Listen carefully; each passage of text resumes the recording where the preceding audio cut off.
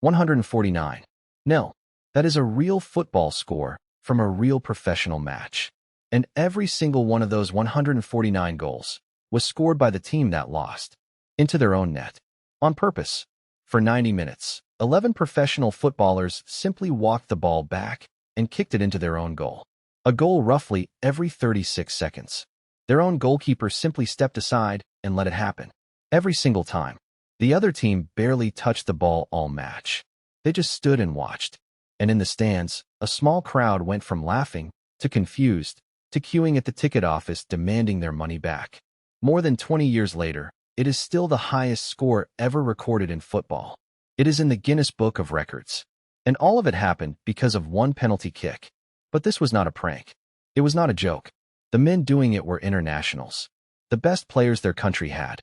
And by the end of that night, it would cost them their careers, their club, and very nearly their entire football federation. This is the story of the 149-0 match. To understand why it happened, you have to understand who these players were. Because that is the part most people get wrong. This is Madagascar, the big island off the southeast coast of Africa.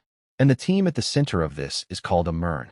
The year before, Emyrne had been the best team in the country, national champions, and winning that title sent them into the African Champions League. Now, for a club from a small league, that is usually where the story ends. Politely and quickly. Instead, Emyrne were drawn against Petro Atletico of Angola, a genuine African powerhouse, and Emyrne knocked them out. In the next round they faced a Mozambican side and lost 3-2 across 2 legs. 3-2. They missed the group stage of the African Champions League by a single goal. Their squad was full of Madagascar internationals.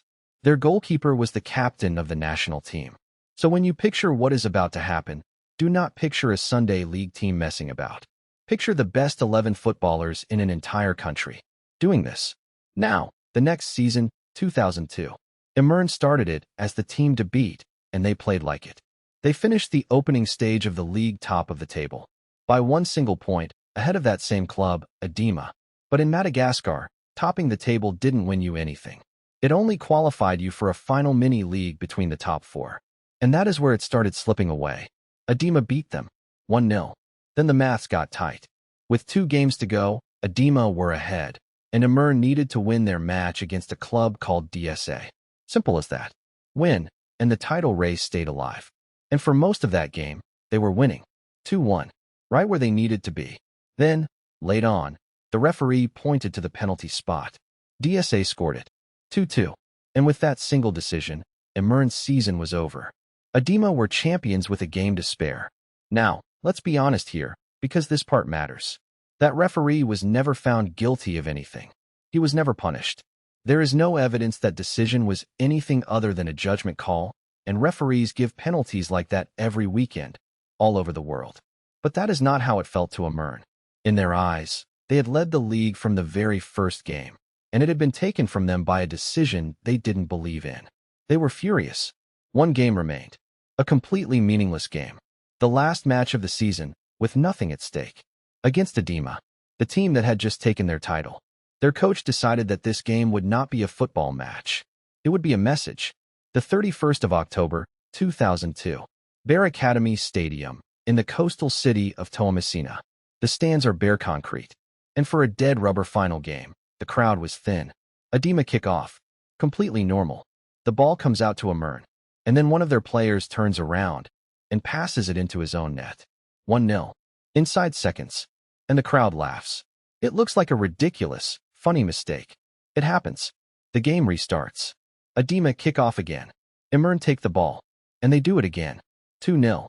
Then the laughter stops. Everyone realizes it isn't a mistake. And it is not going to stop.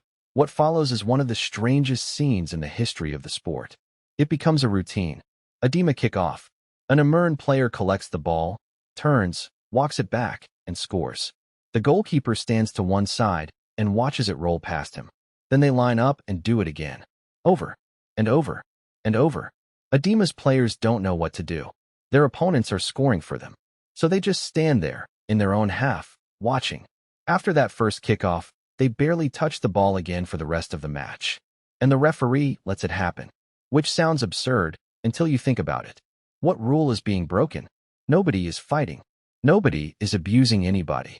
Nobody is refusing to play. The players are playing. They're just playing in the wrong direction. So every goal counts. All of them. In the stands, the mood curdles.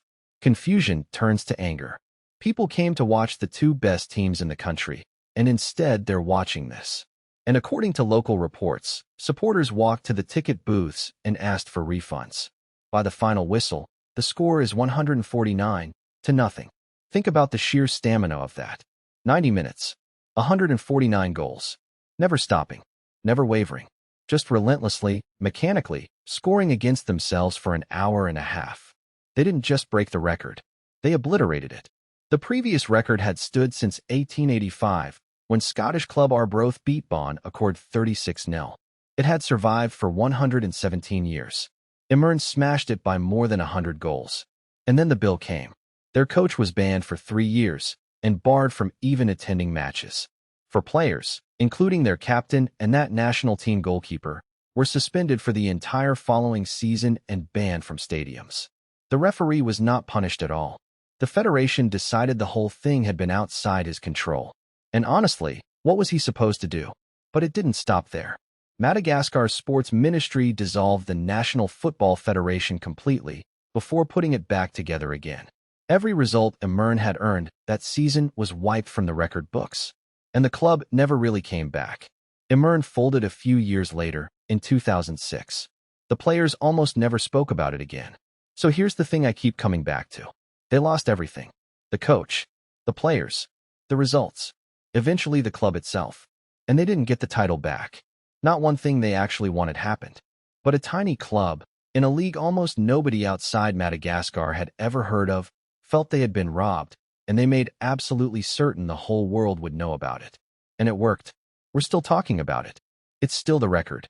It's still in the Guinness Book. 20 years on, nobody has come close. They didn't win the league. They just made sure that nobody would ever forget how they lost it. So what do you think? Were they standing up against something they believed was unfair? Or did they disgrace the sport? Let me know in the comments. And trust me, this isn't the only time a football team has deliberately tried to lose. Subscribe, because the next one is even harder to believe.